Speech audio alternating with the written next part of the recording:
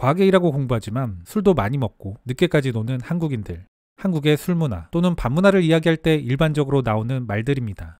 뭐 이게 꼭 바람직한 것인지는 모르겠습니다만 이런 모습들이 외부에서는 생경하게 다가오는 것도 같습니다. 최근 제 채널의 주제들이 다소 무겁고 진지한 것들이 많았는데요. 오늘은 여기서 좀 벗어나 가볍게 볼 수 있는 클립을 가져와 봤습니다. 해외여행 사이트에서 우리의 밤문화에 대해 소개한 글로 그 제목은 서울의 나이트라이프에 대한 완벽한 안내서.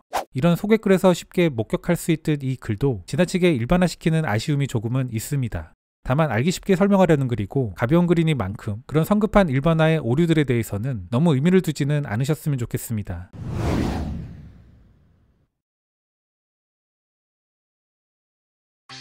한국인들은 세계에서 가장 긴 시간 동안 공부하고 일할 수 있지만 그에 못지않게 열심히 놀기도 한다. 결과적으로 서울은 아시아에서 가장 역동적인 나이트라이프 장면 중 하나를 보여준다. 이 때문에 파티를 즐기는 사람들과 주로 밤에 활동하는 올빼미형 사람들에게는 이상적인 장소. 물론 당신들이 한국인들을 따라잡을 수 있다면 말이다. 여기선 한국 도시의 밤문화에 대해 알아야 할 모든 것을 소개한다. 그 향연이 주로 주말에 예약된 서구와 달리 한국에서는 거의 매일 밤 과음이 이루어지고 있다. 그리고 한국인들은 한 곳의 바 또는 레스토랑에서 맥주를 몇 잔 마시는 것보다는 새벽에 다다를 때까지 여러 곳에서 밥을 먹고 술을 마시는 것을 선호한다. 일반적으로 도시의 밤에는 2, 3차 정도가 포함되지만 생일이나 휴일과 같은 특별한 날일 경우에는 5차가 넘어가는 라운드까지 갈 수 있다. 각 라운드는 일반적으로 각기 다른 종류의 시설에서 진행되며 다음이 가장 일반적이다. 첫 번째, 고깃집. 저녁을 시작하기 위해 한국인들은 보통 고깃집이나 바베큐 식당에서 식사를 하러 함께 가는 경향이 있다. 한국의 삼겹살에 풍부한 기름진 지방은 폭음을 위한 몸을 준비하기에 이상적인 식사. 여기에 더해 한국의 전통주 소주에 맥주를 넣어 섞은 널리 소비되는 칵테일인 소맥은 아름답게 어울린다. 두 번째, 바. 1차가 식사에 초점이 맞춰졌다면 일반적으로 다음 라운드의 초점은 술이다. 이는 주로 바에서 이루어진다. 당신이 칵테일 애호가이든 수제 맥주 애호가이든 또는 라이브 음악 애호가이든 예산이 한정되는 사람이든 간에 서울에는 이를 맞춰줄 모든 바가 존재한다. 한국인들이 가장 좋아하는 곳 중 하나는 셀프바로 냉장고에 구비된 다양한 종류의 맥주를 직접 가져다 먹을 수 있다. 돈은 떠날 때 계산하면 된다. 당신은 인상적인 음주기술, 터무니없는 음주게임, 심지어 서울열차, 즉 연쇄적인 폭탄이 투하되는 도미노도 기대할 수 있다. 세 번째, 호프는 제3라운드의 일반적인 정착지다. 이곳에선 일반적으로 프라이드 치킨이나 소세지 음식 등의 안주를 시켜 먹는다. 안주는 음주시 먹는 음식. 네 번째, 클럽 및 라운지. 한국의 많은 20, 30대들은 4라운드로 클럽이나 라운지에서 춤을 추는 것을 선택한다. 도시 전역에는 다양한 종류의 음식과 분위기를 가진 크고 화려한 클럽들이 많다. 대부분의 경우 약 1만원에서 3만원 정도의 입장료를 받고 있으며 일부는 테이블을 예약해야 하므로 미리 조사를 할 필요가 있다. 다섯 번째, 부킹클럽. 기존 클럽 외에도 서울에는 젊은이들이 캐주얼한 만남을 가지기 위해 방문하는 수많은 부킹 클럽들이 있다.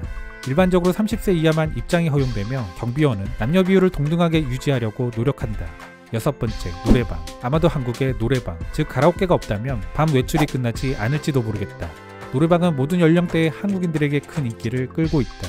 프라이빗한 공간을 제공하며 서울 거의 어디에나 존재한다. 이곳은 유흥의 밤을 마무리하기에 완벽한 장소다. 마지막으로 편의점. 당신이 사람들과 만족할 만큼 차수를 가지지 못했다면 이를 채워줄 수 있는 곳도 물론 있다. 한국엔 세븐일레븐, CU, GS25와 같은 편의점이 굉장히 많이 산재해 있는데 이곳은 다양한 종류의 와인, 맥주, 그리고 한국 전통술을 판매한다.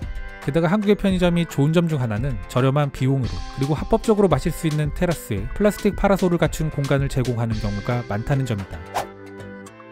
외국에서 한국의 음주 문화를 이야기할 때 주목하는 포인트 중 하나는 사교의 필수 요소로 언급한다는 겁니다. 또 다른 여행 전문 사이트인 마타도어 네트워크는 한국의 저녁 음주에 대한 6가지 규칙 안내라는 글을 게시해놓고 있습니다. 첫 번째, 당신이 술을 먹고 싶지 않아도 제공받는 첫 번째 술은 가급적 마셔라. 두 번째, 절대 자신의 술잔을 따르지 마라. 세 번째, 연장자를 존중해라. 네 번째, 술잔은 가급적 남기지 않고 비워라. 다섯 번째, 친구들과 함께 먹어라. 여섯 번째, 먹을 것을 기대해라. 여기서 다섯 번째, 여섯 번째는 규칙이라기보다는 한국 음주 문화의 특징적인 부분을 이야기한 겁니다. 여행이나 음식 관련 외국 사이트들을 돌아다녀 보면 우리나라를 식도락의 천국처럼 묘사한 글들을 자주 접하게 됩니다. 여기에 안주를 주목하는 글도 자주 보이는데요. 해당 클립의 안주 관련 언급을 추가로 소개드려 보면 다음과 같습니다. 안주는 한국의 술 문화에서 빼놓을 수 없는 요소다. 프레즐이나 팝콘과 같은 간식은 아예 모든 바에서 기본으로 제공된다. 한국인들은 과일 안주에서부터 튀긴 기름진 음식까지 다양한 안주를 즐긴다. 튀긴 음식만 해도 감자튀김, 치킨, 매콤한 오징어와 문어튀김 등 온갖 종류의 즐거운 간식들과 함께합니다. 이러한 문화는 집에서도 이어져 일반적으로 집에서 파티를 할 경우 집주인은 풍성한 안주를 제공할 준비가 되어 있어야 한다. 대부분의 한국인들은 안주가 없으면 술을 먹지 않는다. 서울은 관광객은 물론이고 현지인 모두에게 인기 있으며 함께 어울릴 수 있는 여러 나이트라이프 지역들을 자랑하며 각각 고유한 분위기를 가지고 있다. 대학생들과 20대들은 삶의 압박에서 벗어나 저렴한 술을 즐기기 위해 홍대로 몰려든다. 떠들썩하고 활기찬 이 젊은이들의 동네는 특히 언더그라운드 음악 현장 공연, 거리 공연자들의 공연, 그리고 힙합 클럽으로 사랑받고 있다. 반면 이태원은 20, 30대 등 더 넓은 인구층에게 어필하고 있다.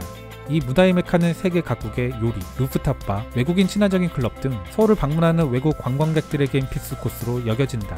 만일 당신이 좀 더 여유로운 분위기를 원한다면 이태원에서 걸어나와 더 작고 친밀한 시설을 자랑하는 해방촌이나 경리단 인근의 국외 거주자 동네로 걸어가라. 아예 눈을 돌려 한강 남쪽에 있는 강남을 방문하는 것도 좋은 선택이다. 강남에는 옥타곤과 아레나와 같은 도시의 고급 클럽들이 있으며 젊고 아름다운 사람들이 밤새 춤을 추는 곳이다. 특히 압구정과 청담동 일대는 연예인과 유명 사교계 인사들이 자주 찾는 호화로운 라운지와 값비싼 칵테일바가 많다.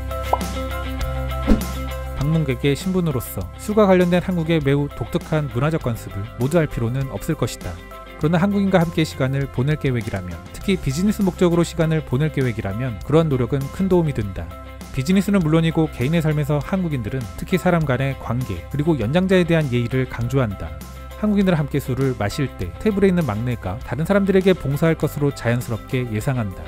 음료를 제공하고 받는 방법도 있으므로 주변 사람들이 어떻게 하는지 주의를 기울여 관찰하고 그에 따르도록 하자. 그리고 밤 문화를 즐길 때 일부 클럽들의 경우 한국 시민에게만 개방되어 있는 경우도 있다는 점을 명심해라. 이는 한국인이 아닌 사람들, 특히 외국 군인들이 싸움을 시작하는 경향이 더 많다는 인식이 한국엔 있기 때문이다. 이런 표시가 있는 시설은 아예 피하는 것이 좋다. 그렇다고 한국이 외국인들에게 배타적인 나라는 아니다. 일반적으로 한국인들은 대부분 외국인들을 환영한다. 단지 당신이 문제를 만들지 않으면 되는 것이다. 또한 유의할 점은 한국은 마약에 대해 매우 강력한 법률을 가지고 있다는 점이다. 체포될 경우 당신은 단순히 소유만 했어도 추방되거나 최대 5년의 징역형을 선고받을 수 있다. 이에 대한 가장 좋은 조언은 카페인, 술, 담배를 제외한 모든 약물을 멀리하는 것이다. 밤이 끝날 무렵 한국인들은 단 몇 시간 동안만 집으로 돌아가 머물 것이다. 그들은 다음날 아침에 수업도 받고 직장도 문제없이 출근하고 난다. 그런데 이것이 어떻게 가능할까? 그들은 독특한 음주 문화를 만든 것과 같은 방식으로 숙취를 해소하는 기술도 완성했다. 매콤한 맛의 해장국은 숙취 해소를 돕는 수프다. 그리고 작은 병에 든 숙취 해소 음료부터 약용 아이스크림까지 음주 후 피로를 풀어줄 무언가가 있을 테니 부담 없이 풀어라. 자, 건배.